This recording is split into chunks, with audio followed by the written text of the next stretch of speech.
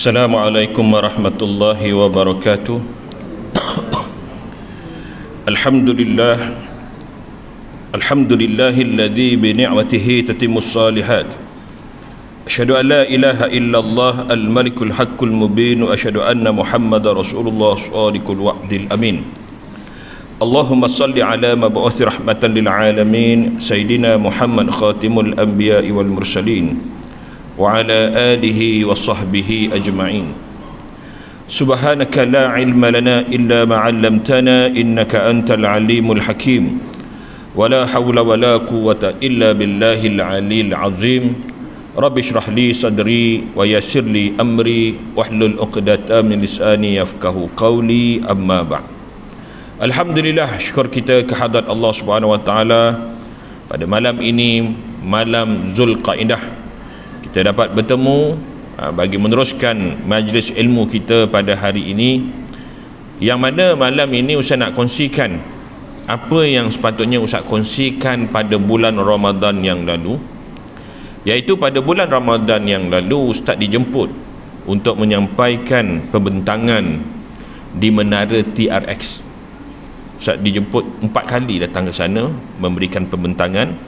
Di antaranya lah tentang kisah-kisah yang terdapat di dalam Al-Quran, dan kemuncaknya apa yang Ustaz bahaskan di sana ialah tentang malam Lailatul Qadar. Mungkin tuan rasa tak kena tajuk ni, apa pula Lailatul Qadar bulan Zulqaidah? Ialah sebab kita tak jumpa bulan Ramadan, kita bawa sajalah cerita ini pada Zulqaidah. Menarik cerita tentang Lailatul Qadar ini, Ustaz pasti tentang jaranglah dengar perbahasan mengenai Lailatul Qadar ini menurut Ubay bin Ka'ab. Pertama sekali dinamakan Lailatul Qadar itu dengan malam penuh barakah. Ramai bila ditanya apa itu Lailatul Qadar, dia kata Lailatul Qadar ialah malam lebih baik daripada 1000 bulan. Itu keistimewaan. Makna Lailatul Qadar itu ialah malam yang penuh barakah, ataupun disebut Lailatul Mubarakah. Lailatul Qadar disebut dalam surah Al-Qadar, inna anzalnahu fi Lailatul Qadr. Sesungguhnya kami turunkan Al-Quran itu pada malam Qadar. Malam penuh barakah Allah Ta'ala sebut dalam surah Ad-Dukhan, inna anzalnahu fi Lailatul Mubarakah. Jadi sebab itulah makna Lailatul Qadar itu ialah malam yang penuh barakah. Qadar ini kita ambil daripada pendapat Ubay bin Ka'ab. Kenapa kita ambil pendapat Ubay bin Ka'ab? Sebabnya yang pertama sekali, Ubay bin Ka'ab ini merupakan sahibul jalil, yakni sahabat besar di kalangan para sahabat. Iaitu beliau ini sebelum masuk Islam, beliau ini seorang ahli kitab. Beliau membaca kitab Taurat, beliau mahir dalam kitab Taurat. Setelah beliau masuk Islam, beliau salah seorang daripada penulis wahyu Nabi SAW, penulis wahyu. Jadi beliau mahir dalam kitab Taurat, tulis wahyu lagi. Sebab itu beliau dianggap antara orang yang alim dan warak di zaman para sahabat. Mana tidaknya ketika Nabi SAW telah wafat, antara perkara yang dilakukan oleh para sahabat bila mana mereka menemui beberapa kisah di dalam Al-Quran, yang kisah itu juga disebut dalam kitab Taurat, dan mereka tidak memahami cerita di sebalik apa yang Allah Ta'ala sebutkan dalam Al-Quran itu, mereka akan rujuk kepada Ubay bin Ka'ab. Jadi begitu alim dan begitu waraknya Ubay bin Ka'ab ini. Jadi di kalangan para sahabat, bukan tabi'in, sahabat. Sahabat. Dan begitulah juga ketika zaman Sayyidina Umar Al-Khattab, ketika Sayyidina Umar menyatukan jemaah di waktu itu untuk mendirikan solat tarawih, dan Umar Al-Khattab telah melantik Ubay bin Ka'ab menjadi imam. Itu disebabkan apa? Disebabkan mereka percaya, mereka pandang tinggi kepada Ubay bin Ka'ab dari segi alim dan juga kewarakan. Jadi sebab itulah dalam bab membahaskan tentang Lailatul Qadar ini sangat menarik kalau kita memahami Lailatul Qadar sebagaimana yang dimaksudkan oleh Ubay bin Ka'ab. Okey. Jadi kita mulakan dulu tentang Lailatul Qadar ini dengan kita memetik firman Allah Subhanahu wa taala, yakni daripada surah Qadar. A'udzubillahi minasyaitonir rajim. Bismillahirrahmanirrahim. Inna anzalnahu fi lailatul qadr. Wa ma adraka ma lailatul qadr. Lailatul qadri khairum min alfi syahr. تنزل الملائكة والروح فيها بإذن ربهم من كل أمر سلام هي حتى مطلع الفجر. Sesungguhnya kami telah menurunkan Al-Quran ini pada malam Qadar. Dan apa yang engkau tahu kelebihan malam Qadar itu? Kelebihan malam Qadar itu lebih baik daripada 1000 bulan. Pada malam itu turun malaikat dan Jibril dengan izin Tuhan mereka kerana membawa segala perkara yang ditakdirkan berlaku. Sejahteralah malam yang barakah itu hingga terbit fajar. Suratul Qadar ayat 1 hingga 5. Apabila kita membahaskan tentang makna surah Al-Qadar ini ataupun makna malam Lailatul Qadar, ada di kalangan masyarakat memahami malam Lailatul Qadar itu dengan malam ajaib, kerana malam itu turunnya para malaikat berduyun-duyun, dan ada banyak perkara-perkara ajaib berlaku pada malam tersebut. Disebabkan turunnya para malaikat yang begitu banyak di atas muka bumi pada malam tersebut, maka ada yang mengatakan bahawa malam itu tidak begitu panas. Terutamanya negara yang panas, dia tidak merasakan panas pada malam tersebut. Ataupun tidak begitu sejuk bagi negara yang sejuk seperti Mesir, pernah ada musim-musim panas dan sejuk. Dan ada yang mengatakan bahawa kadang-kadang mereka terlihat, dakwaan mengatakan ada ternampak pokok sujud. Disebabkan apa? Turunnya para malaikat. Dan ada pula yang mengatakan terdapat bukti-bukti yang mengatakan air membeku. Bahkan di sini juga ada yang mengatakan bahawa tidak akan ada pada malam itu salakan anjing. Semua perkara-perkara itu dikatakan bahawa ia menunjukkan malam itu malam Lailatul Qadar. Namun bukan sahaja di Malaysia perkara ini tersebar, bahkan juga di negara jiran kita di Indonesia, bahkan lebih awal lagi iaitu di negara Mesir. Mesir pun dah cerita-cerita macam ni. Sehinggalah Darul Iftah Al-Masriyah ni, kenyataan yang Ustaz bagi ni, telah mengeluarkan satu kenyataan rasmi dengan menyatakan bahawa yang dimaksudkan kelebihan yang sebenar pada malam Lailatul Qadar itu ialah merujuk kepada nuzulul Quran, iaitu malam Lailatul Qadar itu keistimewaannya apa? Iaitu turunnya Al-Quran pada malam tersebut, iaitu merujuk kepada ketika Nabi SAW didatangi oleh malaikat Jibril. Ini berasaskan firman Allah Ta'ala, Inna anzalnahu fi lailatul qadr. Sesungguhnya kami turunkan Al-Quran itu pada malam Qadar. Bahkan disebut dalam syarah Bukhari oleh Ibn Hajar Al-Asqalani ketika mensyarahkan tentang tajuk ataupun hadis berkaitan dengan Lailatul Qadar, yang mana Ibn Hajar Asqalani telah memetik riwayat daripada Ibn Abbas dengan Ibn Abbas radhiyallahu anhuma dengan menyatakan bahawa pada malam tersebut amarallahu ta'ala al-qalam an yaktubal Quranul Karim fi luhil mahfuz, iaitu pada malam tersebut Allah telah memerintahkan qalam. Qalam ni apa? Qalam dari segi makna itu pen, pen tu qalam, ataupun yang dikatakan alat tulis, dirujukkan kepada qalam. Tetapi dalam ilmu tauhid yang dimasuk dan juga riwayat yang dikatakan oleh Ibnu Abbas, qalam di sini ialah makhluk Allah Ta'ala, antara makhluk yang pertama yang Allah Ta'ala ciptakan sebelum Allah Ta'ala ciptakan alam ini, malaikat, para nabi dan sebagainya. Terlebih dahulu Allah Ta'ala telah menciptakan kalam dan juga Lauhul Mahfuz, di mana kalam ini akan menulis segala hal yang berkaitan dengan ilmu Allah Subhanahu Wa Ta'ala perihal penciptaan alam ini, bagaimana penciptaannya, sehinggalah datangnya para nabi, sehinggalah alam ini dibinasakan, sehinggalah berlakunya kiamat dan sebagainya. Semua itu telah ditulis oleh kalam di atas Lauhil Mahfuz, Lauhil Mahfuz ataupun Lauhul Mahfuz.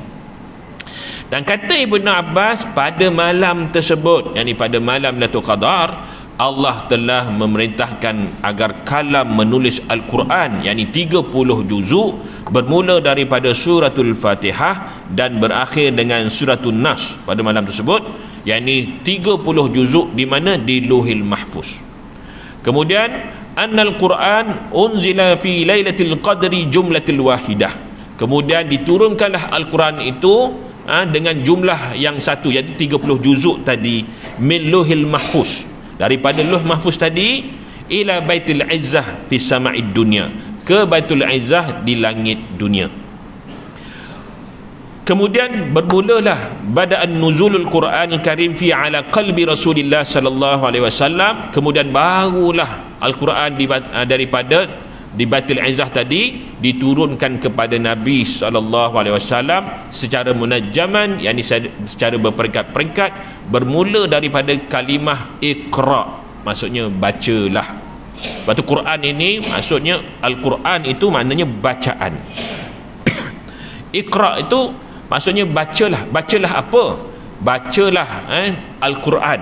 Sebab tu Allah Ta'ala sebut Iqra bismi rabbik, bacalah dengan nama Tuhanmu. Dan Al-Quran ni bermula daripada surah Al-Fatihah, dan ayat pertama daripada surah Al-Fatihah ialah Bismillahirrahmanirrahim. Jadi bacalah dengan nama Tuhanmu, yang ini bermula dengan Bismillah, yang diikuti dengan Al-Fatihah, kemudian berakhir dengan Suratun Nas. Jadi semua itu, kata Ibnu Abbas, berlaku pada satu malam, dan malam itulah yang dinamakan malam Lailatul Qadar. Itu siapa yang kata ni? Ibnu Abbas.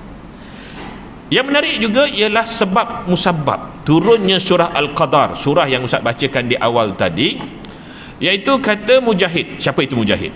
Mujahid ini seorang ulama tafsir, dan beliau ini sering di kalangan ulama-ulama tafsir seperti Ibn Hajar, seperti Ibn Jarir At-Tabari, seperti Ibn Kathir, sering mengambil riwayat ataupun pendapat daripada Mujahid. Mujahid ni seorang tabi'in. Dia tak sempat bertemu dengan Nabi SAW. Dia hidup selepas pada Nabi wafat, dan beliau hidup pada zaman sahabat yang beriman, dan beliau merupakan anak murid kepada Ibnu Abbas radhiyallahu anhumah. Jadi kata Mujahid, antara sebab musabab diturunkan surah Al-Qadar itu ialah di mana Nabi SAW memuji pemuda-pemuda Bani Israel, min Bani Israel labisa silahi fi sabilillahi ta'ala alfusanah, iaitu Nabi memuji pemuda-pemuda rijalan, arti lelaki, pemuda-pemuda Bani Israel yang mana mereka berjihad fi sabilillah selama 1000 tahun. Fata'ajjabul muslimuna fi dzalikal amal, sehingga di kalangan para sahabat terkagum dengan cerita mereka itu. Fa anzalallahu ta'ala suratul karimah, maka turunlah surah Al-Qadar tadi yang menjelaskan kepada Nabi SAW, yakni keistimewaan kepada umat Nabi SAW, meskipun mereka hanya beribadah satu malam, mengatasi jihad yang dilakukan oleh pemuda-pemuda Bani Israel tadi. Persoalannya, siapakah pemuda-pemuda Bani Israel? Ada yang mengatakan bahawa yang dimaksudkan pemuda Bani Israel itu ialah Yusha' bin Nun. Yusha' bin Nun ialah pemuda yang pernah bersama dengan Nabi Musa alaihissalam bertemu dengan Khidir, yang kisahnya telah Allah rakabkan dalam surah Al-Kahfi. Ada yang mengatakan bahawa yang dimaksudkan pemuda itu ialah Sam'un, Nabi yang Allah kisahkan dalam surah Al-Baqarah, yang mana kisahnya Nabi ini sudah lanjut usia, berjihad daripada muda sampai lanjut usia. Ketika itu beliau didatangi oleh ketua-ketua kaum, yakni ketua-ketua daripada kaum Bani Israel, datang bertemu dengan Nabi Sam'un agar melantik di kalangan mereka pengganti kepada Nabi Sam'un, yakni pemimpin untuk memimpin Bani Israel untuk membebaskan Baitul Maqdis. Mana satu ni? Sam'un ke ataupun Yushab bin Nun? Jawapannya dua-dua betul. Iaitu mereka dipuji kerana mereka berjihad untuk membebaskan Baitul Maqdis. Panjang kisah dia. Sejak bila pembebasan Baitul Maqdis? Apa yang ada pada Baitul Maqdis? Kita tahu bahawa Baitul Maqdis di dalamnya ada Masjidil Aqsa. Masjid Aqsa dibina 40 tahun selepas pembinaan Masjidil Haram. Dan ada yang mengatakan bahawa yang membina Masjidil Aqsa ini adalah Nabi Ibrahim bersama anaknya Nabi Ishak. Ada yang kata kemudian lagi. Tak kisahlah. Tapi ia dibina 40 tahun selepas daripada pembinaan Masjidil Haram. Dan disitulah di Palestin dah maka menjadikan bumi Palestin ini barakah, allazi barakna haulah.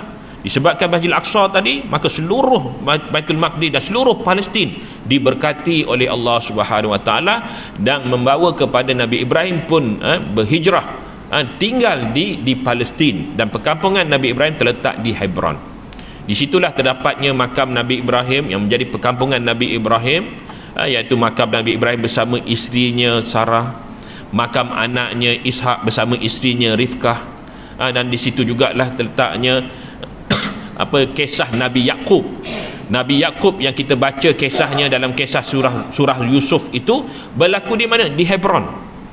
Dan kita pun tahu kisah Nabi Yaqub itu, yang tuan-tuan boleh baca kisahnya itu sekaligus dengan kisah Nabi Yusuf di dalam surah Yusuf. Dan apa yang saya nak ceritakan di sini ialah kisah Nabi Yaqub ketika dia lanjut usia. Ketika sudah lanjut usia, berlaku kemarau. Yang ini kemarau yang Allah Ta'ala ceritakan dalam kisah Nabi Yusuf itu, kemarau 7 tahun. Kemarau ni, mana-mana negara pun kalau dia menghadapi kemarau, kalau tidak betul ditangani dengan betul, mereka tidak boleh survive. Kemarau, kalau dia membawa kepada kemarau itu 2 tahun, itulah kadar maksimum majoriti negara dalam dunia ini boleh bertahan. Ada yang kurang daripada 2 tahun. Tetapi apa yang berlaku pada zaman Nabi Yusuf ini 7 tahun. Kemarau yang membawa pada krisis makanan. Kemarau membawa pada krisis makanan yang begitu dahsyat. Bukan sahaja berlaku pada negara Mesir, bahkan merebak sampai ke negara Palestin. Mujurlah kebijaksanaan Nabi Yusuf alaihi salam. Makna bijak dia lagi. Dia boleh mengatur. Bukan sahaja rakyat Palestin ini terselamat. Maksudnya krisis makanan tersebut disebabkan kebijaksanaan pengurusan oleh Nabi Yusuf AS, bahkan mereka ada lebihan lagi. Itu dia terselamat krisis makanan tersebut, bahkan mereka ada lebihan. Dan hal ini, berita ini sampai kepada pengetahuan keluarga Nabi Yaqub yang tinggal di Palestin. Maka abang Nabi Yusuf datang daripada Palestin pergi ke negara Mesir semata-mata kerana nak mengharapkan ihsan daripada gubernur yang memerintah di Mesir waktu itu. Dan ketika dia sampai ke negara Mesir, Nabi Yusuf perasan itu abang dia. Yalah, Nabi Yusuf dia kenal abang dia. Abang dia tak kenal Nabi Yusuf, sebab dia tinggalkan Nabi Yusuf ini di dalam perigi itu ketika itu waktu itu Nabi Yusuf masih kecil. Sekarang dah jadi gubernur besar. Jadi Nabi Yusuf panggil abang dia tu, dia kata datang daripada mana? Lalu dia kata sebab orang Mesir dengan orang Palestin dia beza. Pada zaman itu orang Mesir ni kulit dia gelap sikit, dia Kipti dan ke arah gelap. Manakala orang keluarga Nabi Yaqub ni dia semua dia putih cerah. Jadi sebab tu adik-beradik Nabi Yusuf ni semua lawa-lawa. Kisah itu tuan-tuan boleh bacalah nanti apabila berlakunya mereka datang ke negara Mesir. Adik-beradik diperintahkan datang ke negara Mesir. Mereka dipesan oleh ayahnya jangan masuk dalam satu pintu. Nanti mereka terkejut. Mereka ingatkan mereka ni malaikat ke apa. Jadi mereka ni kena masuk berpecah-pecah supaya orang Mesir tak perasan.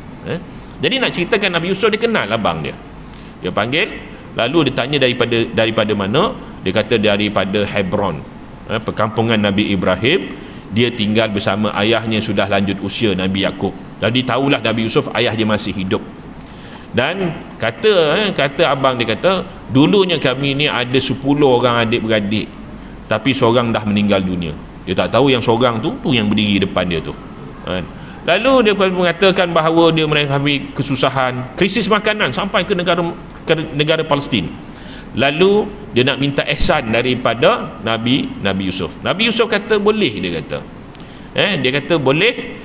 Kali ni dia bukan kali ni, maksudnya ni dia bagi satu guni kepada kepada abang dia, suruh bawa balik. Kalau nak bantuan lagi, nak dapat bantuan lagi, semua yang 99 tadi kena datang, dan kalau seorang tak hadir, semua tak dapat. Itu syarat yang dikenakan. Sajalah, tuan-tuan pun boleh tahu kisah helahnya apa.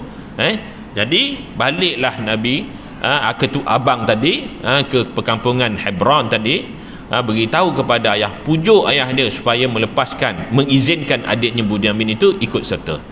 Dan bermula pada era itulah berlakunya perpindahan beramai-ramai Bani Israel ke negara Mesir. Itu bermulanya. Nah, apa jadi dengan Palestin? Dibiarkan. Apatah lagi Masjid Al-Aqsa dibiarkan. Dan setelah berlalunya era Nabi Yusuf alaihissalam, datang pula Firaun, kisah Firaun menangkap dan memenjarakan Bani Israel.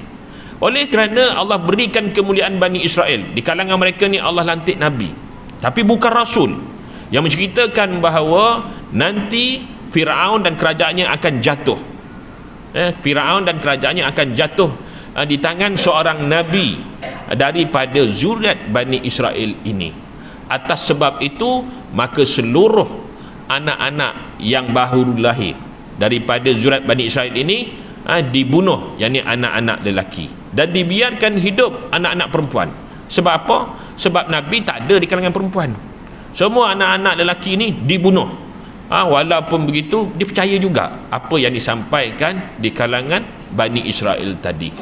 Sehinggalah datangnya kisah Nabi Yusuf, yang tuan-tuan juga boleh baca kisah lanjutannya itu, yang mana apabila Nabi Musa alaihissalam berjaya membawa kaumnya menyeberangi lautan. Ustaz skip je terus, tak boleh cerita panjang. Kita tak panjang-panjang cerita, kita rengkakan terus. Maka Nabi Musa membawa kaumnya menyeberangi lautan, lalu Allah tenggelamkan Firaun dengan bala tenteranya di lautan tersebut.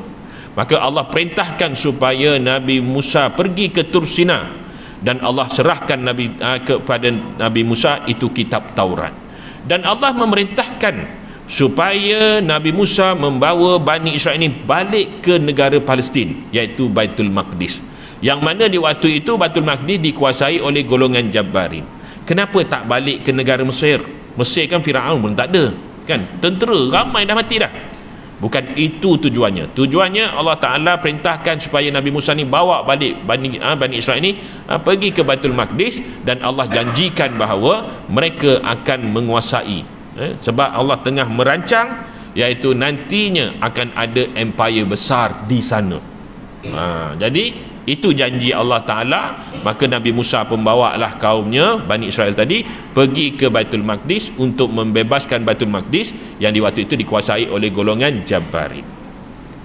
Ketika Nabi Musa sampai di kawasan tersebut, Baitul Maqdis dikelilingi oleh kota.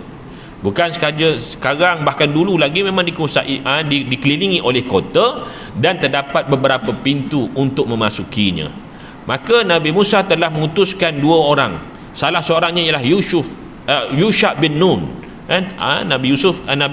Nabi Musa telah memerintahkan Yusha bin Nun untuk meninjau manakah pintu yang membolehkan mereka masuk dan melancarkan serangan. Setelah mereka mengenal pasti, maka Yusha bin Nun pun bertemu dengan Nabi Musa, mengkhabarkan bahawa ada satu pintu yang membolehkan mereka masuk, melakukan serangan, dan mereka menang. Dan apa yang berlaku ketika dikhabarkan kepada Nabi Musa kata apa? Nabi Musa panggil ketua-ketua Bani Israel untuk melancarkan serangan. Kisah ini tuan-tuan boleh baca dalam surah Al-Ma'idah. Dalam surah Al-Ma'idah ni Allah Ta'ala sebut. Dan ketika itu kalau mereka lancarkan peperangan, boleh menang. Tapi apa yang berlaku? Mereka kata izhab rabbuka faqatilah inna hahuna qaidun. Pergilah kamu, wahai Musa, berperang dengan Tuhanmu, kami nak duduk sini, kata dia. Pergilah kamu perang, kami nak duduk sini. Sebab daripada itu Nabi Musa terkejut, dan Nabi Musa cukup terasa hati, dan menyebabkan Nabi Musa menjarakkan dirinya dengan Bani Israel. Maka Allah sesatkan Bani Israel ini selama 40 tahun. Dan setelah itu Nabi Musa pun wafat, dan usaha untuk membebaskan Baitul Maqdis telah diteruskan oleh Yusha bin Nun. Daripada muda sampailah dia tua dan lanjut usia, sampai beliau meninggal dunia, jihad untuk satu, iaitu membebaskan Baitul Maqdis. Kemudian disambung oleh generasi demi generasi sampailah di era Sam'un. Sam'un telah menyambung usaha tersebut daripada muda sampailah dia lanjut usia. Dan kisah ini telah Allah ceritakan dalam surah Al-Baqarah ayat 246 hingga 251. Kisah bagaimana Sam'un yang sudah lanjut usia tidak mampu memimpin Bani Israel, maka ketika itu datang ketua-ketua Bani Israel bertemu dengan Nabi Sam'un, kalau bahasa Inggeris panggil Samuel, minta supaya lantik di kalangan mereka ini seorang pemimpin yang akan memimpin Bani Israel. Untuk apa? Untuk membebaskan Baitul Maqdis, yang di waktu itu Baitul Maqdis dikuasai oleh Jalut. Dah zaman Jalut dah. Maka kata Nabi Sam'un bahawa Allah telah memilih Talut. Lalu mereka marah, kenapa Talut? Talut ni muda lagi. Yang kedua ni tak ada masuk senarai pun yang kami bagi. Tak masuk senarai, tak masuk list pun. Lalu dia kata Allah telah memilih Talut. Lalu ditanya lagi, apa bukti Allah Ta'ala pilih Talut? Lalu buktinya ialah Allah datangkan keranda ataupun peti yang dibawa oleh malaikat, yang diletakkan di depan Talut. Ternyata Talutlah yang dipilih oleh Allah Ta'ala. Apa yang ada dalam peti tersebut? Yang ada dalam peti tersebut ialah peninggalan Nabi Musa alaihissalam. Kenapa Nabi Musa? Kenapa tak Nabi Yusuf? Kenapa tak Nabi Yaqub? Kenapa tak Nabi Ibrahim alaihissalam?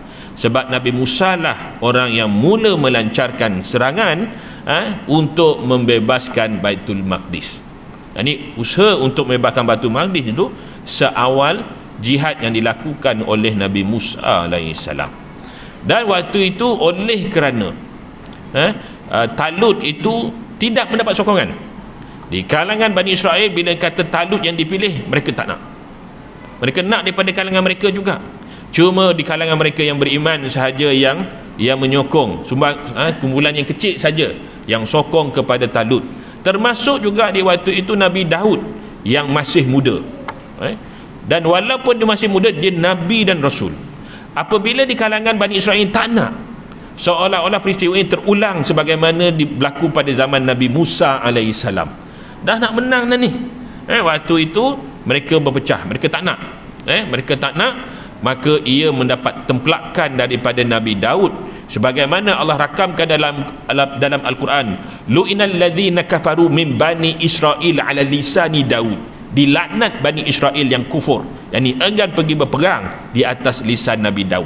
Dah boleh nak menang, dah boleh nak perang, tapi mereka tak nak, melainkan pada mereka yang jumlahnya kecil. Di sini kita lihat Allah berikan kelebihan kepada Nabi Daud alaihissalam. Tak seperti Nabi Musa.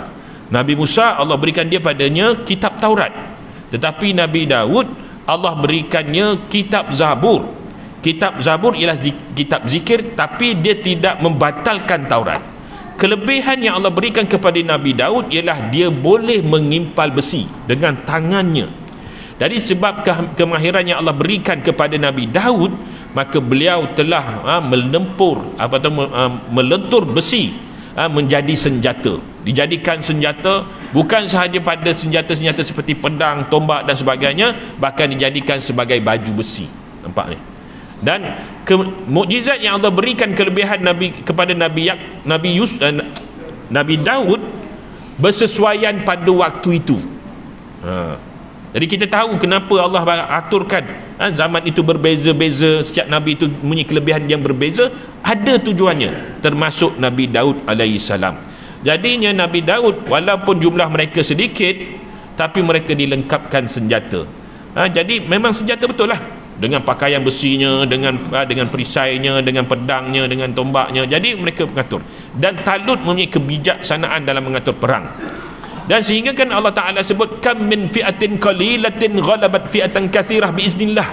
Berapa banyak kumpulan yang kecil boleh mengalahkan kumpulan yang lebih besar dengan izin Allah. Jadi menunjukkan bahawa kemenangan itu realistik, bukan sebagaimana yang diceritakan oleh barat, yang mana kononnya dikatakan Goliath lawan dengan David ataupun Saul datang dengan, di mana Nabi Daud ni dia melastik saja gegasi itu mati. Come on lah, apa cerita macam tu? Quran ni lagi real. Memang perang tu memang perang betul, perang yang menggunakan senjata. Bezanya memang tentera Talut ini dilengkapi senjata, walaupun mereka sedikit, dan akhir sekali mereka diberikan kemenangan, kan? Itu sebab tu dalam perang tu Nabi nak pergi perang, Nabi pun pinjam baju besi orang Yahudi, sebab sunnatullahnya begitu. Okay? Jadi kena, jadi itulah. Dan akhir sekali mereka mereka dapat kalahkan Jalut, dan akhirnya mereka dapat menguasai Baitul Maqdis. Dan jihad yang begitu lama, yang Al-Fusanah ni, ni Al-Fusanah ni. Jadi jihad yang dilancarkan oleh pemuda-pemuda Bani Israel ini mendapat pujian Nabi SAW, sehingga para sahabat terkejut, takjub tentang jihad yang dilakukan oleh mereka.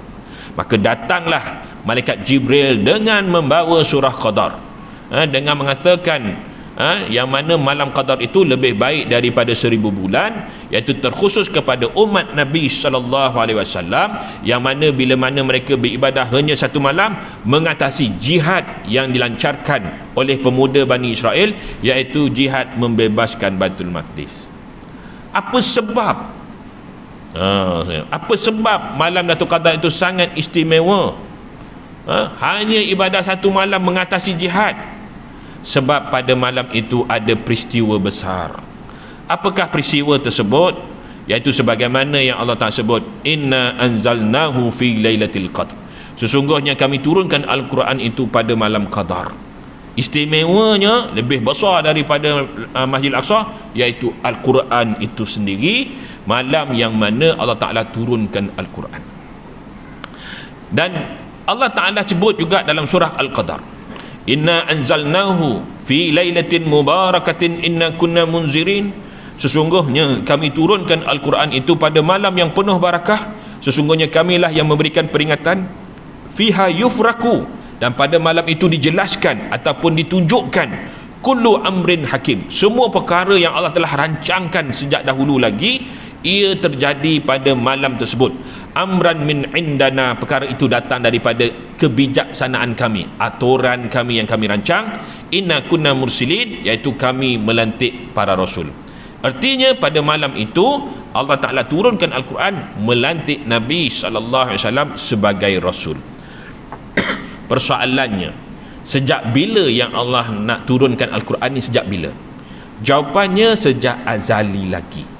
Ini dapat dilihat dalam surah Al-Baqarah pada ayat 38, ketika Allah Ta'ala memberitahu kepada Nabi Adam, qulnah bitu minha jami'ah, keluarlah kamu semua daripada syurga ini, fa imma ya'tiyannakum minni huda, apabila datang kepada kamu petunjuk daripadaku.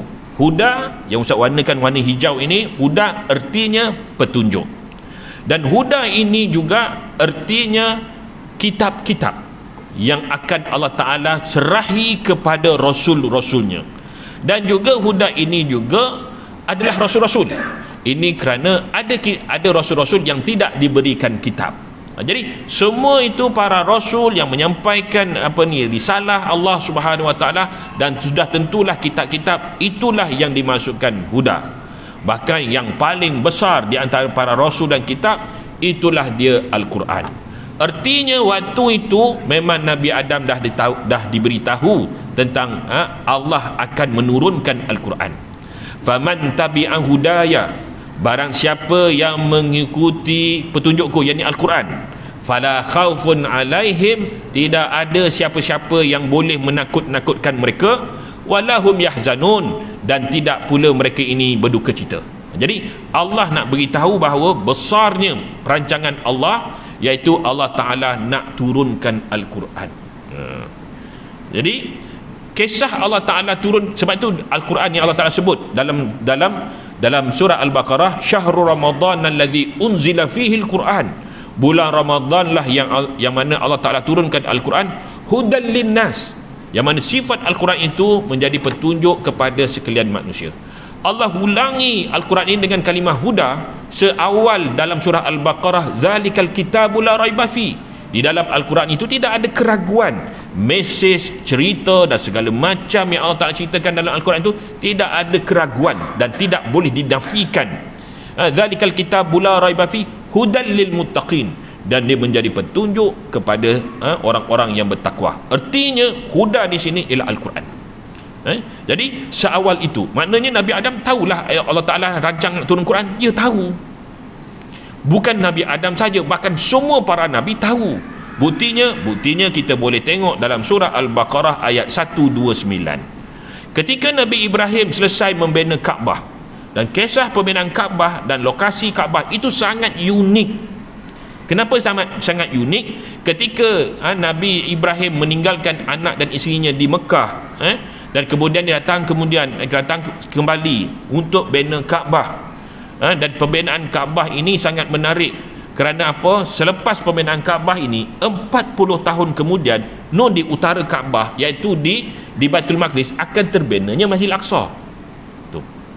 Nanti di Masjid Al-Aqsa ni akan ada laku jihad yang dimulakan oleh Nabi Ibrahim, yang sudahnya sampai pada zaman Nabi Daud. Talut, kemudian Nabi Daud. Kemudian perintah, kemudian zaman pula datang pula era Nabi Sulaiman alaihissalam. Dan pada zaman era Nabi Sulaiman ada satu kerajaan yang terletak di selatan Mekah, iaitu kerajaan Sabak. Artinya di waktu itu Mekah berada betul-betul di tengah-tengah. Dan kisah Sabak ini Allah Ta'ala sebutkan ada dua zaman. Satu dalam surah An-Naml, kisah Nabi Sulaiman bersama Balqis. Satu lagi Allah Ta'ala sebut secara jelas surah Sabak. Surah Sabak yang Allah Ta'ala sebut dalam surah Sabak itu zaman selepas daripada zaman Balqis. Dan apa yang Allah Ta'ala ceritakan dalam surah Sabak iaitu sebelum mereka dihancurkan kerana empangan mereka pecah, terlebih dahulu Sabak ni negara yang makmur. Sejak bila negara Sabak ini begitu makmur? Selepas daripada Balqis masuk Islam. Jadi selepas pada Balqis masuk Islam, sehingga kan Allah berikan jaminan keselamatan bagi mereka yang berdagang daripada negara Sabak ke negara Syam, kemudian Syam ke negara Sabak. Itu adalah perjalanan perdagangan. Sebelum manusia mengenali tentang perjalanan laluan sutera daripada China ke negara Eropah, sudah ada perjalanan perdagangan daripada Sabak ke negara Syam seawal zaman Nabi Sulaiman alaihissalam. Dan Mekah terletak di tengah-tengah. Dan waktu itu Mekah begitu makmur dengan hasil buah-buahan, yang sedangkan Mekah pokok buah pun tak ada. Datang daripada mana? Di Sabak di bawah tu. Dan juga di belah utara daripada negara Syam. Artinya laluan sebelum kalau orang kata kagum dengan laluan sutera, kagum dulu perjalanan Sabak ni dan Sabak ke negara Syam. Baik, kita kisahkan dulu. Sebelum itu terjadi kisah ni. Setelah Nabi Ibrahim selesai membina Kaabah, lalu Nabi Ibrahim pun berdoa, Rabbana wa ba'as fihim rasulan minhum. Wahai Tuhan kami, utuskanlah buat mereka itu seorang rasul daripada kalangan mereka, yang mana rasul itu yatlu alaihim ayatika, yang mana rasul itu akan membacakan firman-firmanmu, yakni Al-Quran. Artinya Nabi Ibrahim dah tahu akan diturunkan Al-Quran. Bukan Nabi Ibrahim, semua para Nabi sudah diingatkan tentang akan diturunkan Al-Quran. Bukan sahaja sebab oleh kerana Quran ini mulia, dia tak boleh turun macam tu dia, mesti diserahi kepada seorang rasul. Dan Nabi Ibrahim doa agar itulah rasul daripada zuriatnya ini, yang mana rasul itu akan membacakan kepada mereka firman-firmanmu, yakni Al-Quran. Wa yu'allimuhumul kitab wal hikmah, dan juga dialah juga yang akan menjelaskan, mengajarkan tentang isi kandungan Al-Quran tersebut. Wal hikmah wa yuzakkihim. Jadi yang dengan cara hikmah, dan dia juga akan menyucikan diri mereka daripada syirik kepada Allah Subhanahu Wa Taala. Artinya Ustaz nak ceritakan di sini, seawal itu Nabi Ibrahim dah tahu dah. Nak membuktikan bahawa memang sejak dari dulu lagi Allah dah beritahu dah Allah akan turunkan Al-Quran, yang sebagaimana hudan linnas, Al-Quran ini sebagai petunjuk kepada sekalian manusia. Semua para Nabi tahu dah akan turunnya Al-Quran. Bukan itu sahaja, Bahkan juga berlaku pada zaman Nabi Musa alaihissalam. Dah masuk dah isyak. Azan terus. Oh, azan. Oh, 1 minit. Ustaz teruskan lagi. Dan begitu juga ketika zaman Nabi Musa alaihissalam. Ketika Nabi Musa berjaya membawa kaumnya menyeberangi lautan, dan di waktu itu mereka meneruskan perjalanan daripada satu kampung ke satu kampung, dan mereka mendapati bahawa penduduk kampung itu menyembah berhala. Lalu datang salah seorang daripada Bani Israel memberitahu kepada Nabi Musa, "Ya Musa, buatkanlah satu Tuhan yang boleh kita lihat, yang boleh kita nampak." Lalu Nabi Musa pun minta supaya Allah kurniakan kepadanya satu kitab persis Al-Quran. Yang Quran sifatnya hudan linnas, menjadi petunjuk kepada manusia. Tapi dia nak Quran, ada nak kitab ini hudan lil Bani Israel. Kitab yang mana persis seperti Al-Quran, tapi dia berikan petunjuk kepada Bani Israel. Apa kesudahan cerita ini? Kita sambung selepas azan nanti.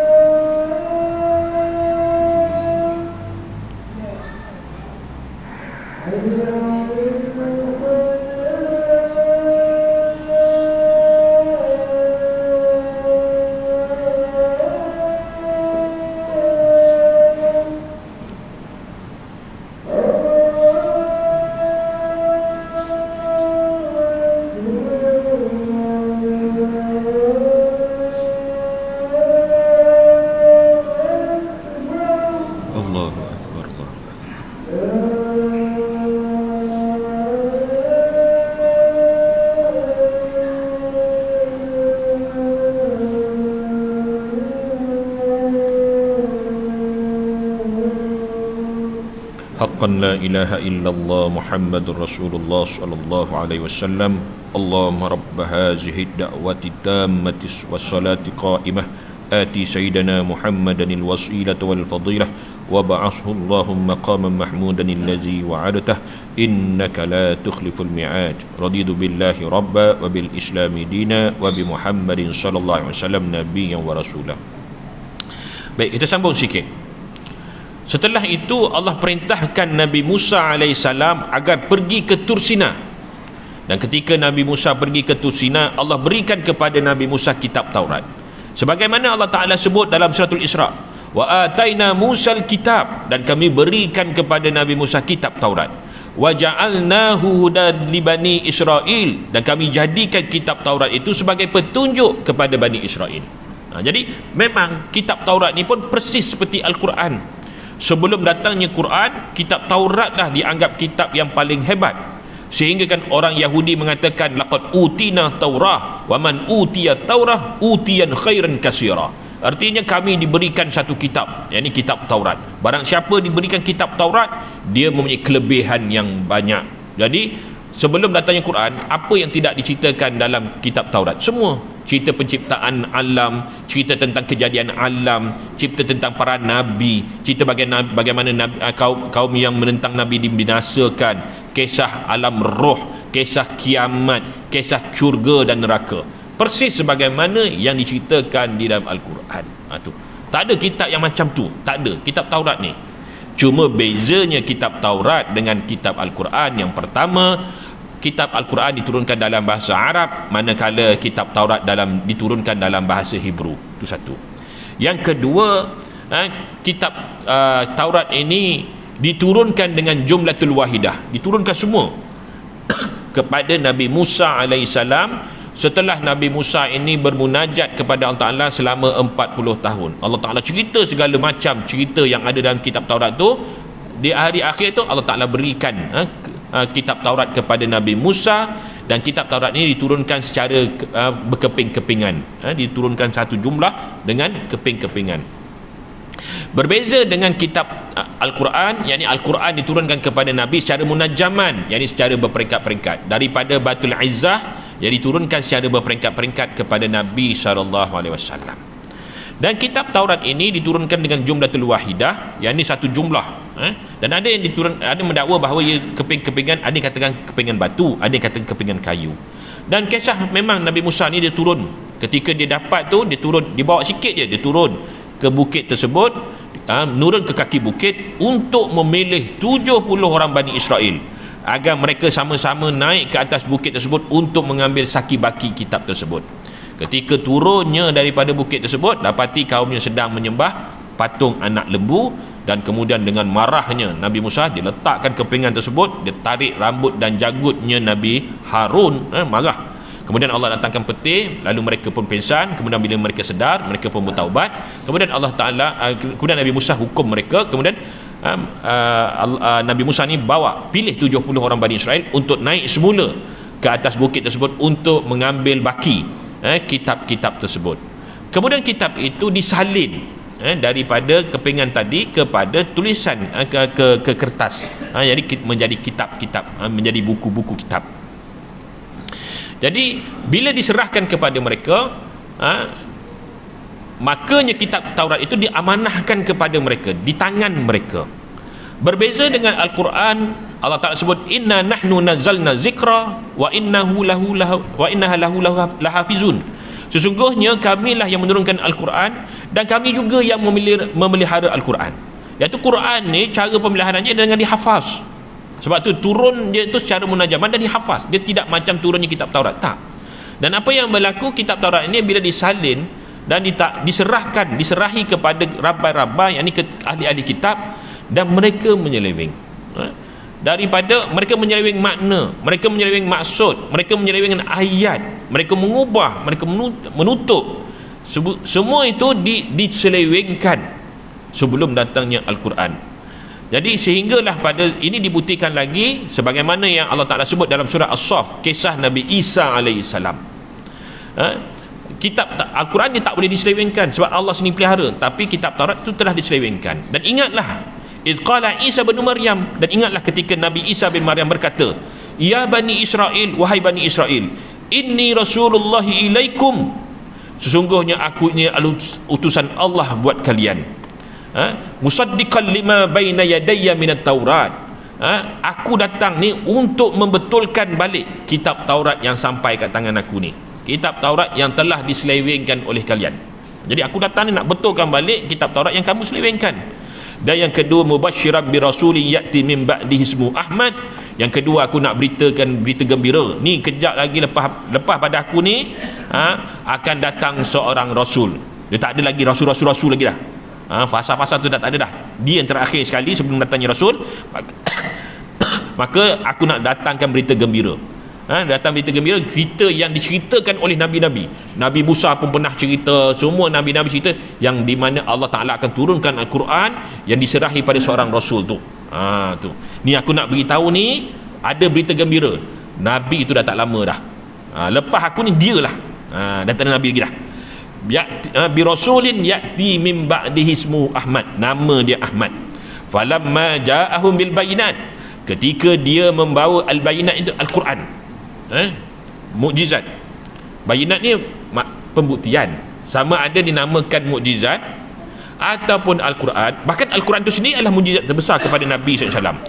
Falamma ja'ahum bil bayinat, ketika dia menunjukkan Al-Quran itu, qalu hadza sihrun mubin, lalu kaumnya berkata ini sihir, dia kata.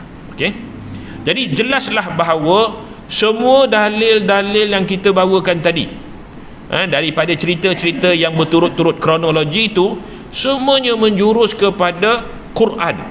Yang ini saat ketika Allah Ta'ala nak turunkan Al-Quran, itulah dia berlaku pada satu malam yang dikenali dengan malam Lailatul Qadar. Bahkan Allah Ta'ala sebut dengan detail detik-detik penurunan Al-Quran, sebagaimana Allah Ta'ala sebut dalam surah An-Najmi, wa ma yantiku anil hawa, tidaklah dia, yakni Muhammad, bercakap dengan hawa nafsunya. Bukan. In huwa illa wahyu yuha, yang mereka kata sihir-sihir tu, sebenarnya dia merupakan wahyu yang diwahyukan ke atasnya, yakni Al-Quran. Allamahu syadidul quwa, yang mengajarkan tentang wahyu tersebut ialah malaikat Jibril yang gagah perkasa. Dzumirratin fastawa, yang memiliki kebijaksanaan. Fastawa, menunjukkan rupanya yang asal. Dan ketika itu Nabi berada kesorangan di Gua Hira dan Jibril menunjukkan rupanya yang asal. Diriwayatkan dalam hadis bahawa sayapnya saja sudah menutupi timur dan barat.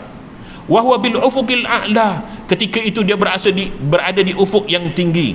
Thumma dana fatadalla, kemudian dia mendekati, yakni berjuntai sedikit demi sedikit menghampiri Nabi sallallahu alaihi wasallam. Fakana qaba kausaini au adna, sehingga jaraknya dengan Nabi dua anak panah, bahkan lebih dekat lagi. Fa auha ila abdihi ma auha, lalu diwahyukanlah kepada hamba tersebut apa yang Allah wahyukan kepadanya, yakni malaikat Jibril tadi. Maka tuan-tuan nak tahu lanjut lagi, bacalah Iqra bismi rabbikal ladzi, itulah wahyunya. Jadi semua tu Allah Ta'ala sebut dengan detail.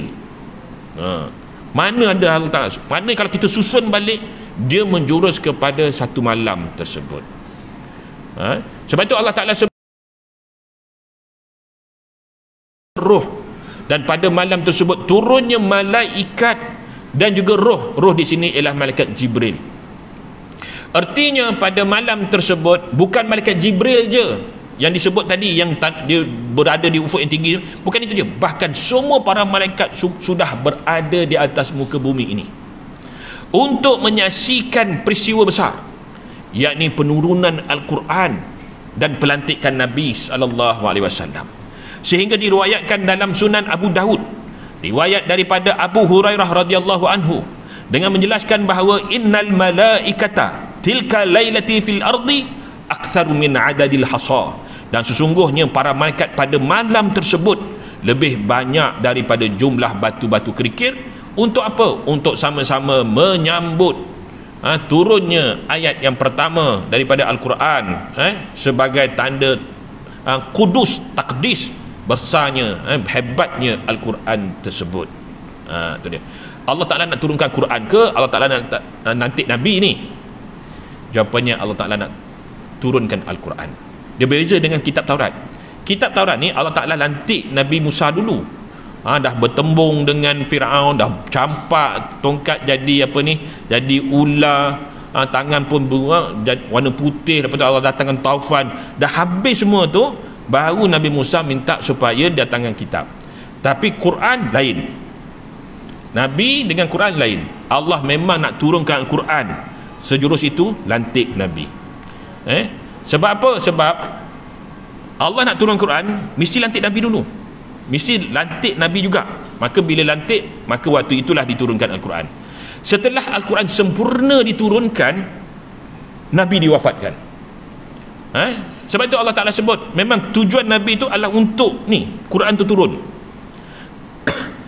Sebagaimana Allah Ta'ala sebut, wa ma Muhammadun illa rasul qad khalat min qablihi ar-rusul. Bukanlah Muhammad itu melainkan hanya seorang utusan saja, sebagaimana berlalunya utusan yang lain. Makanya setelah selesai utusan tadi, kerja dia selesai.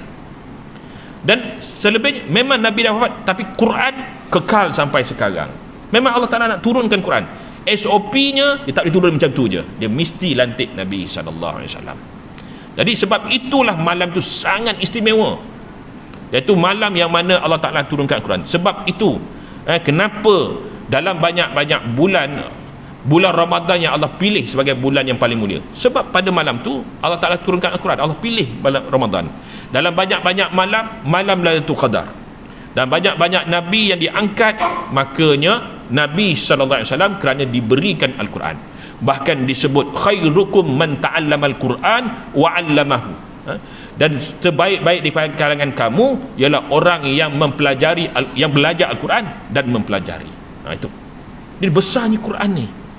Jadi Allah nak mengagungkan Al-Quran. Sebab itu malam tu Qadar itu bukan sekadar kita nak cerita itu pada bulan Ramadan, bahkan di bulan Zulkaidah macam ni pun sesuai, nak mengingatkan kita tentang besarnya malam tersebut disebabkan Al-Quran. Jadi semua dalil-dalil tadi menjelaskan bahawa malam Lailatul Qadar itu merujuk kepada malam ketika Nabi berada di Gua Hira, bukannya pada malam-malam yang lain. Kalau itulah maknanya, kenapa Nabi SAW mengajak kepada para sahabat, taharrau, carilah malam Lailatul Qadar itu pada 10 malam yang lain. Tadi saya kata dah cerita-cerita tadi merujuk kepada malam Nabi didatangkan oleh malaikat Jibril. Dah tu kenapa Nabi menyuruh para sahabat mencarilah malam Lailatul Qadar itu pada 10 malam yang akhir? Jawapannya kita akan temui pada perjumpaan kita yang akan datang. Allah, dia kena intro macam tu, kan? Sebab untuk membahaskan siri yang kedua pun lama je macam ni juga. Mahu pukul 10 nanti, mentang-mentang besok cuti, tak, ustaz kena balik awal juga. Jadi macam tu je. Jadi itu saja. Jadi nak kita sambunglah akan datang. Yang baik itu datang daripada Allah, yang salah, yang silap adalah kelemahan diri ustaz sendiri. Aqulu qauli hadza wa astaghfirullah. Bismillahirrahmanirrahim. Alhamdulillahirabbil alamin, wassalatu wassalamu ala asyrafil anbiya'i wal mursalin wa ala alihi wa sahbihi ajma'in. Allahumma faqihna fid din wa 'allimna at-ta'wil. Allahumma ja'alna minal ladzina yastami'una qawla fanattabi'na ahsanah. Wa sallallahu ala sayidina Muhammad walhamdulillahirabbil alamin. Assalamualaikum warahmatullahi wabarakatuh.